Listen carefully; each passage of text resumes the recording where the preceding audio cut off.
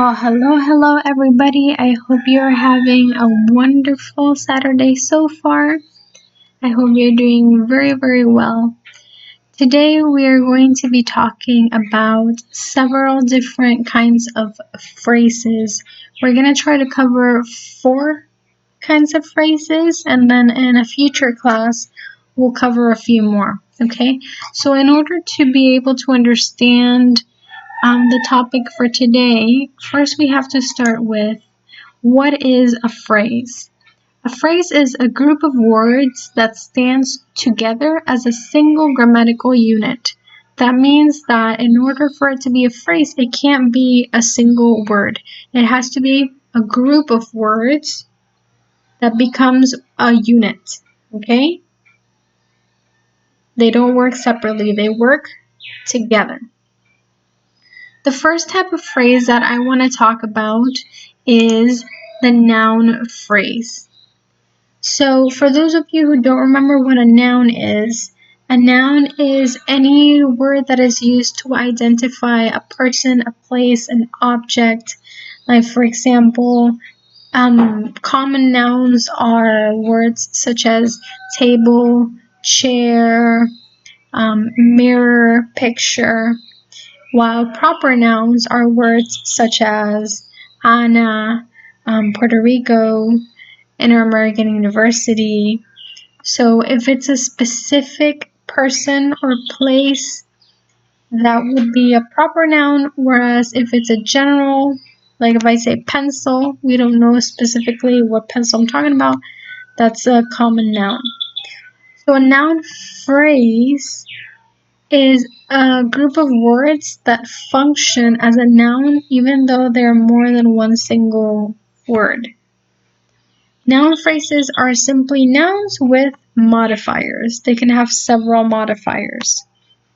And those modifiers can be before or after the noun. So now let's look at an image.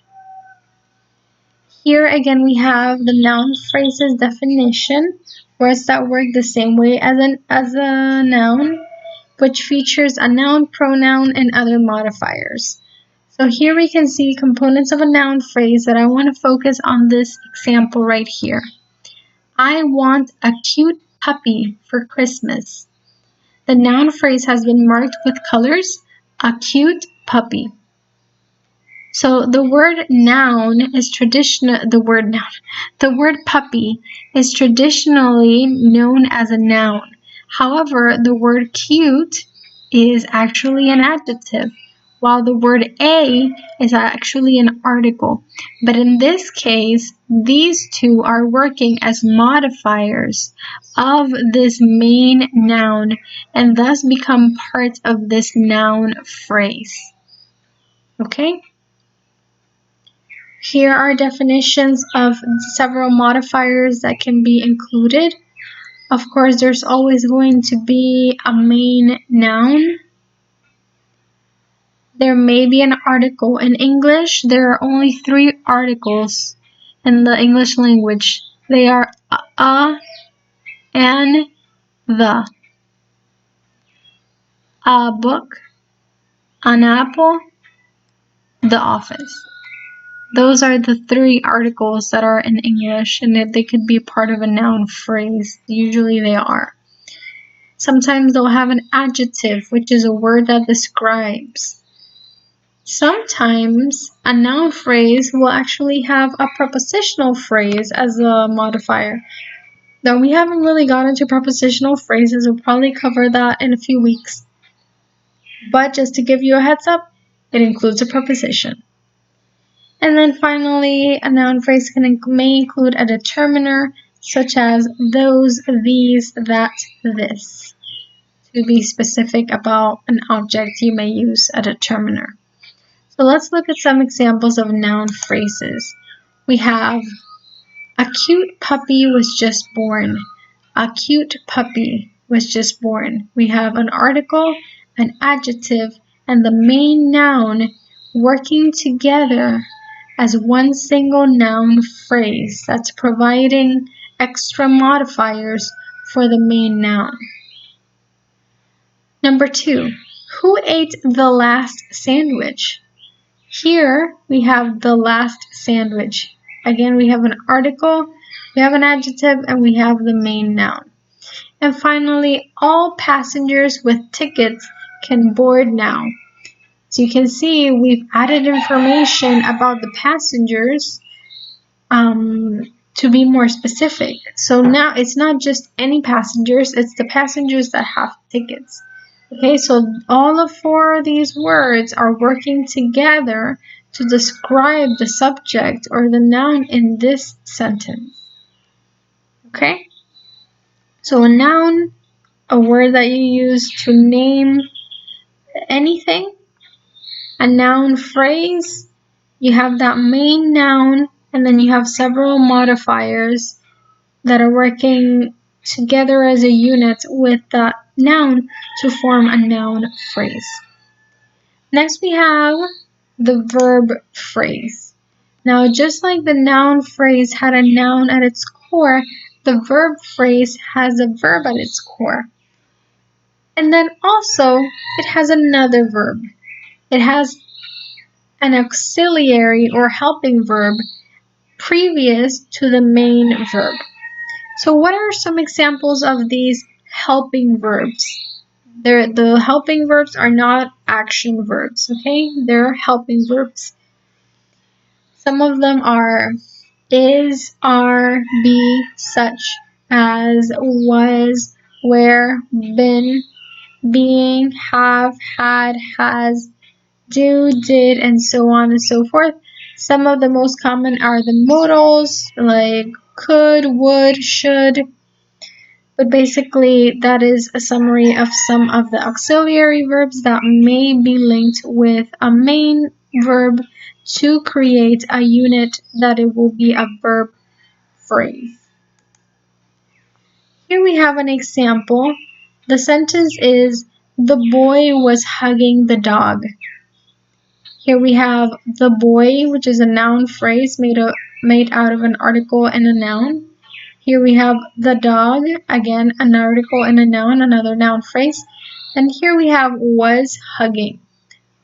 Was is the auxiliary or the helping verb in this case. Hugging is the main verb in this case. So as you can see, the verb phrase is formed in this case by two verbs. Whereas with the noun, the modifiers could be articles, could be adjectives, etc. Now, just to see if you are understanding so far, let's look at a little exercise. Noun or verb phrase. The first one says, she was walking quickly to the mall. The section that is highlighted is was walking. Was walking. Both of those words are verbs. One of them, was, is an auxiliary verb, and the other one, walking, is the main verb. And so that sentence in this section specifically includes a verb phrase. The next one says, an old man visited me. The highlighted area includes an article, an adjective, and a noun. And therefore, the answer would be that this is a noun phrase describing the person who came to visit the writer. Then we have, he should wait before going swimming. Again, should wait are both verbs, and so it would seem that this one is also a verb phrase. The next one says, the orange blouse was on sale. The phrase is the orange blouse. It includes an article, an adjective, and a noun. So I would assume that this is a noun phrase. And finally, we have Ted might eat the cake. Might eat, both verbs, must be a verb phrase.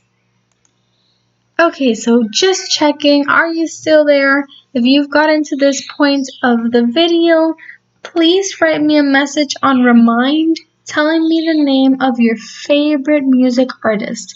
That way, I will know that you have been able to watch the video up to this point. Take advantage of the opportunity to ask me any questions that you've had so far, okay? So at this point of the video, you should pause it, write me your favorite music artist, ask me any questions, grab a cup of water maybe, and then continue with the next part. Now we're going to be looking at infinitive phrases. I also think these are easy because they need the infinitive, and the infinitive is the word to. So an infinitive phrase is connecting the word to a verb.